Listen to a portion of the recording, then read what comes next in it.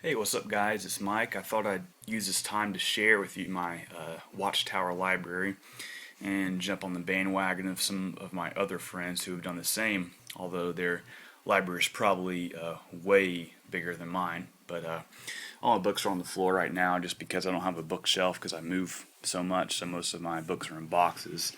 But these are my New World translations. Kingdom Interlinear. This is the newest edition, I think, published in 1985. This is the most important resource you can have for doing Watchtower study of any kind. It's got the Westcott and Hort Greek on the left with the literal English on under it and the New World Translation on the right. So you can do some comparison between the New World Translation and the Greek. So completely invaluable resource. It's got a lot of reference notes at the bottom of the page, and also a lot of stuff in the appendix just about the Tetragrammaton, divine name, translation choices, a lot more in-depth stuff. Best resource you can have, hands down. This is the 1969, which I haven't really noticed a whole lot of difference between this Kingdom Interlinear and the newer one, but these are kind of hard to find. I get most of my books on eBay, especially the older ones. Some of them I got from the Kingdom Hall, but the Kingdom Interlinears are pretty expensive online, but it's worth the price. This is an older New World Translation, the 1960s. It's got the Hebrew and the Greek scriptures. This is the original New World Translation. Only has the Greek scriptures or New Testament, published in 1950, I think. Let me see. Yeah, 1950. Good to have. You can compare the older editions like this one to the newer editions and see what kind of changes were made. This is just a regular New World Translation. Probably pick one of these up on eBay for like a quarter, no lie. But if you're going to do study on the Watchtower, you've got to have a New World Translation. There's no way you can't if you're going to do some study. This is the reference edition. Pretty thick volume. Definitely could hurt somebody with it. It's got the Hebrew and the Greek scriptures, a lot more reference notes at the bottom of the page, textual variants, things like that. But this is good to have, just maybe just as a general Bible resource. It's got a concordance, a lot of the same reference material in the appendix as the Kingdom Interlinear. Great resource to have. This is the Bible dictionary.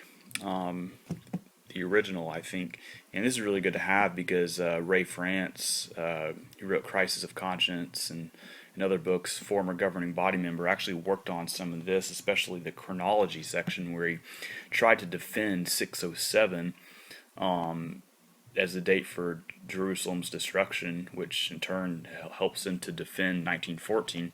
But anyway, he wrote the chronology section knowing that it was doubtful, if not false, but he had to write it anyway. So it's kind of interesting to look at that. The inside and the scriptures, got both volumes. Very good, just Bible resource to have in general. But if you're doing Watchtower study, man, these are definitely a must. So try to find these if you can, if you want to do in-depth study. Let's see, all scripture is inspired by God and beneficial. This is basically just giving a lot of background information on the Bible, the books of the Bible, textual criticism, things like that.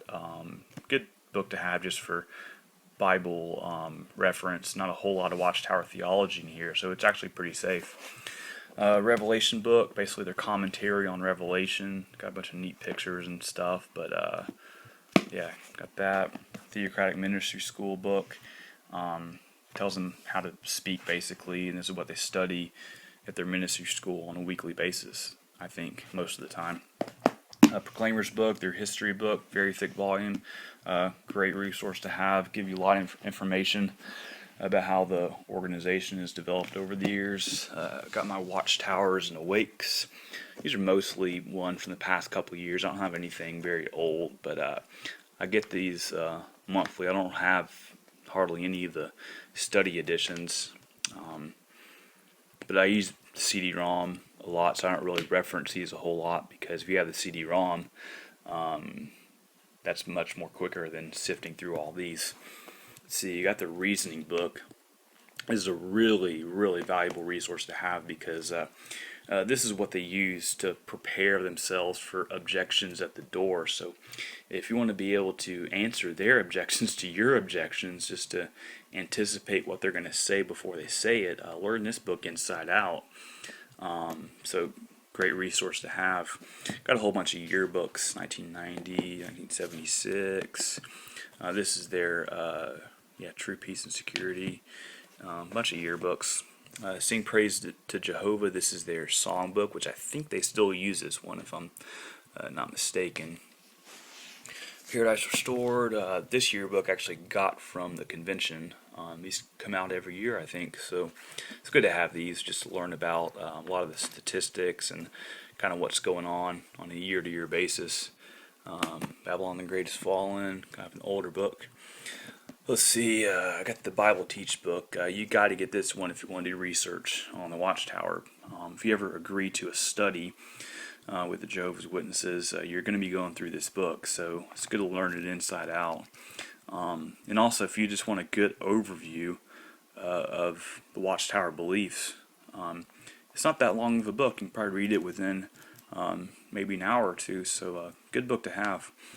Got the Knowledge book. Just a lot of these smaller ones, some of them new, some of them old. These are pretty much all I have as far as books. But what I want to show you now is probably the best resource you can have. It's not a book. It's better than a book.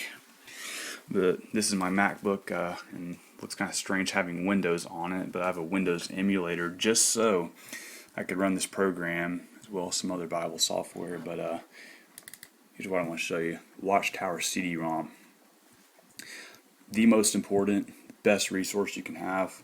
It's got pretty much everything from, I think, 1950 to 2007, unless you have a newer edition. But incredible resource for doing research on Watchtower.